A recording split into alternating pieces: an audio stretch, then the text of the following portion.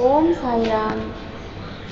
केमिति आरंभ है शिरडी साई बाबा गुरुवार व्रत आसतु आमे से विषय में आज जाना। जो मैंने भी यही कथा को मन देके शुणिबे तांकर बहुत मंगल हेबो आ से बहुत किसी कथा जानवा को पाइबे। कोकिला बेहेन एवं महेश भाई जीवन यही व्रत आरंभ है। यही दंपति मध्य थिला अनाबिल प्रेम, किंतु विधिर विधान सबु बेले जे स्नेह प्रेम रहिबो सेमिति किछि नाही। हठात महेश भाई व्यवसाय रे क्षति घटिबाकू लागिला। महेश भाई मानसिक स्तर रे भांगी पड़िथिले।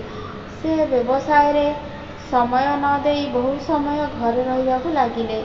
एही घरे बसी रहिबा धीरे धीरे तांको नीतिदिनिया जीवन शैली रे प्रभाव पकाइला एवं बेलकु बेल बसी रहिबा फଳରେ तांकर चिड़चिड़ा स्वभाव वृद्धि हैला, जहा फଳରେ कोकिला बेहेन को सुनार संसार चुना हेबाकू बसिला। कोकिला बेहेन भी बहु मानसिक चापरे दिन काटिबाकू लागिले। कोकिला बेहेन किंतु थिले जणे धर्मपरायण महिला। ए सबु दुख कष्ट भितरे रही मध्य से भगवान को उपरु आस्था केबे भी तुटाई नथिले। से प्रभु को सबुबेले प्रार्थना करुथिले तांकर ए समस्या दूर हेबा पाई एवं प्रभु को ऊपर तांकर अत्यंत निष्ठा थिला। दिने एक अपराह्न समय जड़े साधु कोकिला बेहेन को द्वार देश रे पहुँचिले। कोकिला बेहेन सही अपरिचित साधु को किछि चाउल एवं डाली देई प्रणाम कले।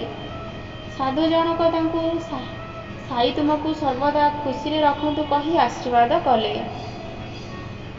किंतु कोकिला बेहेन तांकु कहिले, हे महात्मा, मो जीवन रे शांति नाही, केउठु ए खुशी मो जीवन रे आसीबो। सेई साधु जनक कोकिला बेहेन को साई बाबा को 5 गुरुवार धरी पूजा अर्चना कर एवं तांकर विधि बताई देले। तापरे कोकिला बेहेन एवं तांकर स्वामी दुई जण मिसी एई व्रत पालन कले। 5 गुरुवार व्रत पर एही दंपति घरे धीरे धीरे तांकर पुराना दिन फेरी आसिला। महेश भाई तांको व्यवसाय रे पुणी ऊपर को उठिले। कोकिला बेहेन घरे पुणी सुख शांति फेरी आसिला। परे परे एकदा कोकिला बेहेन नणंद सूरतरू तांको घर को आसी थांती। से बहुत विषादग्रस्त और अशांति मध्य गति करुथांती, कारण तांकर झीटी भल पाठ पढ़ु नथिला। कोकिला बेहेन तांको एही साई बाबा अद्भुत चमत्कारी व्रत कथा कहिले एवं तांको झील मध्य भल पाठ पढ़ा पढ़ी आरंभ कला। एहीपरि भावे बाबा 5 गुरुवार व्रत प्रसारित हेबाकू लागिला। एही 5 गुरुवार व्रत अत्यंत चमत्कारी अटे। एही गुरुवार व्रत करी केते जे बाबा भक्त उद्धार होइछंती तार उदाहरण दे बसिले तार शेष हेब नाही। किए दुरारोग्य व्याधिरु भल होइछि तो, किए निसंतान व्यक्ति संतान प्राप्ति होइछि, पुणी किए महासंकटरु रक्षा पाइछंती। आमे समस्ते एही व्रत को समर्पण रे पालन कले साई बाबा करुणा लाभ करि परिबा।